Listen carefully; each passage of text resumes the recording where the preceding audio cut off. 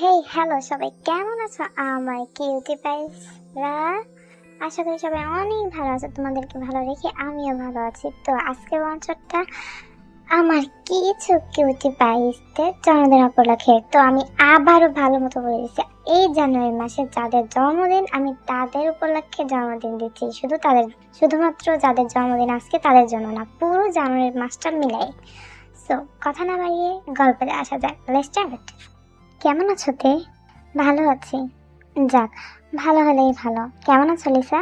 জি ভাইয়া, ভালো। আচ্ছা, আমার ক্লাস আছে, আমি ক্লাসে যাচ্ছি। আচ্ছা, সাবধানে যাও। এরপর তে আর লিসা ক্লাসে চলে যায়। তে, তুই জঙ্কুক ভাইয়ের সাথে ভালো করে তো কথা বলতে পারিস। লিসা, আমি ছেলেদের সাথে যে কথা বলি না তা তুই ভালো করেই জানিস। শুধুমাত্র জঙ্কুক একজন ভালো মানুষ, আর আব্বা আম্মু জঙ্কুকের সাথে বিয়ের কথা বলছে, বিধায় আমি একটু কথা বলি জঙ্কুকের সাথে। তুই কি জঙ্কুক ভাইয়াকে ভালোবাসিস? তুই কি আমার বেস্ট ফ্রেন্ড? কেন? না মানে, তুই আমার ব্যাপারে কিছু যে জানিস না মনেই হচ্ছে। জানি, বাট মানুষ মাত্রই তো পরিবর্তনশীল। এটা আমিও জানি লিসা, কিন্তু আমি প্রেম ভালোবাসায় বিশ্বাসী না। বিয়ে জিনিসটা ফরজ, তাই কিছু বলতে পারছি না। তবে আমার বিয়ে করার জন্য আমার নিজের মন এখন প্রস্তুত না। আর অতীতে যা হয়েছে আমি আবারও চাই না। এখন পরিচয় হওয়া যাক।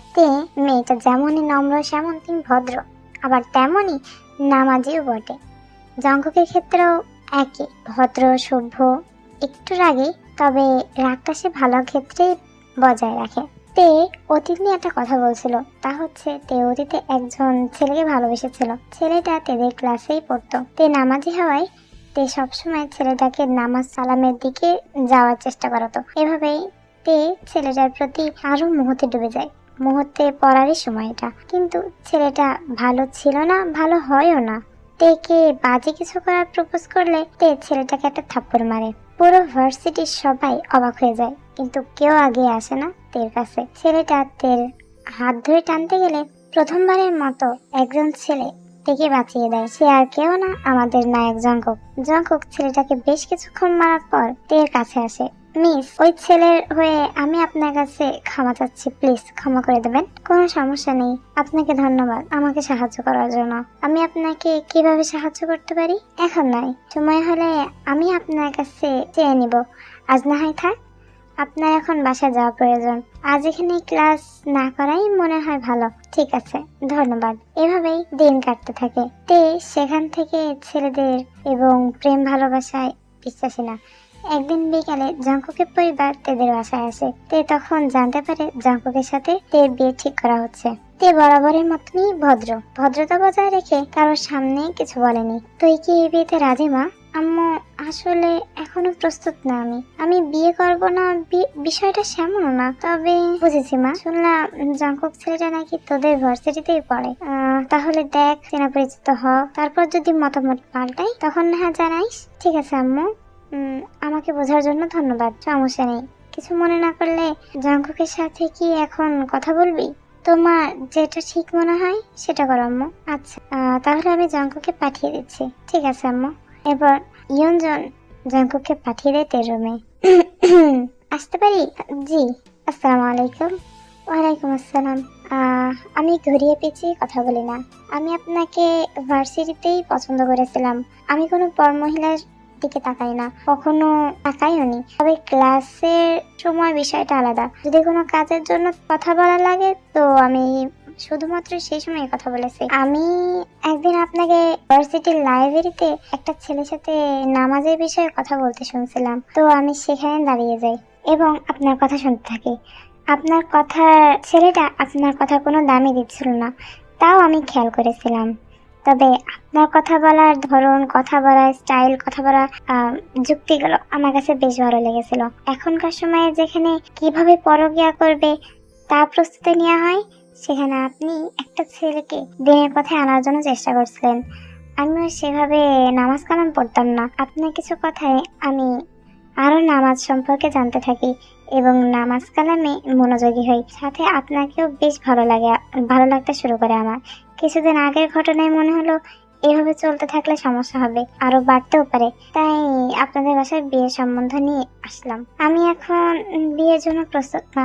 আপনি অত্যন্ত ভালো লোক, তবে আমি এখন সত্যি প্রস্তুত নই।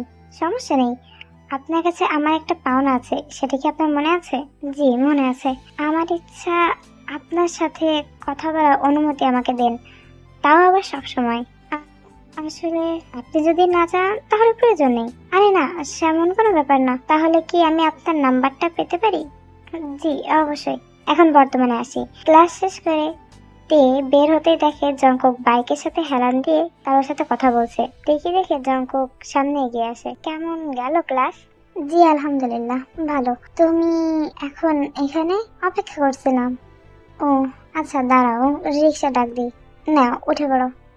জি। এরপর তে রিক্সায় উঠে পড়ে। তে পিছনে তাকাতে দেখে জঙ্কুক পিছন পিছন আসছে। তে মুগ্ধ হয়। তে এই কয়দিনে বুঝতে পেরেছে জঙ্কুক ছেলেটা ভালো। জঙ্কুক এভাবেই প্রতিদিন সন্ধ্যায় থেকে বাসায় পৌঁছে দিয়ে আসে। তে জঙ্কুককে ভরসা ও বিশ্বাস দুইটাই করে। এমনই একদিন সন্ধ্যায় ভার্সিটি থেকে তে দৌড়ায় জঙ্কুকের সামনে দাঁড়ায়। কি হলো, তে কান্না করছো কেন? কি হয়েছে বলো তে আমাকে। এক সিনিয়র ভাইয়া আমার সাথে বেয়াদবি আচরণ করছে। কে সে, চিনো তাকে? ওই যে 2-3 জন ছেলের সাথে আড্ডা দিচ্ছে, ব্লু গাড়ি শার্ট। আচ্ছা ঠিক আছে, মন খারাপ করো না, আর কান্না করা বন্ধ করো। চলো বাসায় দিয়ে আসি। মন খারাপ করো না, আল্লাহ পাক তোমার পরীক্ষা নিল হয়তো, তাই মন খারাপ করার কোনো দরকার নেই। এরপর জাঙ্কুক থেকে বাসায় দিয়ে আসে। পরদিন তে ভার্সিটিতে এসে জানতে পারে যে ছেলে থেকে হ্যারাসমেন্ট করেছিল তাকে নাকি ভার্সিটি থেকে বের করে দেওয়া হয়েছে। তে জাঙ্কুককে ধন্যবাদ দেয়। মিস তে, এটাই তো আমার কর্তব্য। আমি তো তোমাকে ভালোবাসি না জাঙ্কুক, তো কেন তুমি আমাকে এত সাহায্য করো? প্রয়োজন নেই, আমাকে না হয় তোমার একজন ভালো বন্ধু মনে করে রাখতে পারো। এভাবে আজকের দিন কেটে যায়। তে রাতে খেতে বসলে ইয়নজুন সুবিন বলতে শুরু করে। তে আম্মু। হ্যাঁ আব্বু বলো। একটা কথা বলি মা। অবশ্যই আব্বু, বলো। অনেকদিনই তো হলো, এবার তোমার আর জঙ্কুকের বিয়ের ব্যাপারে আগানো যাক। কিন্তু আব্বু, আমি জঙ্কুকের বিষয়ে কিছুই জানি না, ওকে পছন্দও করি না। কথা তো বলো, তাই না? আমরা তখনই এত ফ্রি হয়ে কারোর সাথে কথা বলি যখন তাকে আমরা বিশ্বাস করি। আর তুই জঙ্কুকের প্রতি বিশ্বাস ভরসা দুইটাই করিস। ছেলেটা সব দিক থেকেই মাশাআল্লাহ। কিন্তু আমি আমি তো ভালোবাসি না। শোনো, ভালোবাসার জন্য দুইটা জিনিস মোস্ট ইম্পর্টেন্ট, তা হলো বিশ্বাস ও ভরসা। জঙ্কুকের জন্য তোমার মনে ওর প্রতি ভরসা ও বিশ্বাস দুইটাই আছে, যা আমি দেখেছি। একবার বিয়েটা করে নাও, সময়ের সঙ্গে সঙ্গে তুমি জঙ্কুককে ভালোবেসে ফেলবে। তে কিছুক্ষণ চুপ করে থাকে। আচ্ছা, তোমাদের যেটা ভালো লাগে তোমরা করতে পারো। দেখতে দেখতে তে আর জঙ্কুকের বিয়েটা হয়ে যায় বাসর ঘরে তে ঘুমটা মাথায় বধূবেশে বসে আছে। বাহিরের দেনা পাওনা মিটিয়ে জঙ্কুক ভিতরে প্রবেশ করে। তে এগিয়ে জঙ্কুককে সালাম করতে গেলে, এই থাক থাক, ওঠো ওঠো, যাও ফ্রেশ হয়ে আসো, অজু করে আসো।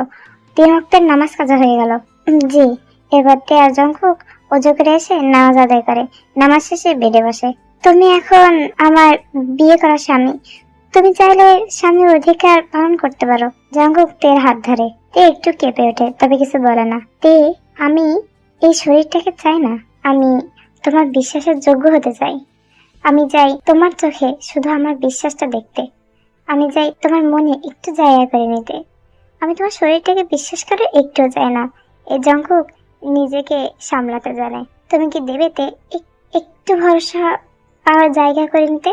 তে, তুমি নিজে একদিন আমাকে বলবে যে জঙ্কুক, তুমি আমার পৃথিবীর সবচেয়ে শ্রেষ্ঠ স্বামী, যাকে আমি চেয়েছিলাম মন থেকে। আর তুমি যেদিন চাইবে আমি জঙ্কুক, সেদিনই তোমার ভিতরে বিলীন হব। জঙ্কুক, আসলে তুমি অনেক ভালো। Thank you. তো রাত তো অনেক হলো, শোবে না? আচ্ছা, শুয়ে পড়োতে। আর তুমি কোথায় শোবে? বেডে। শোনো, আমার হচ্ছে বিবাহিত স্বামী, আমি মুভির মতো বা অন্য কোনো কাহিনীর মতো সোফায় গিয়ে শোবো না। আমাদের অধিকার যথেষ্ট আছে দুজন একই বেডে শোয়া। জি অবশ্যই, শোন তাহলে।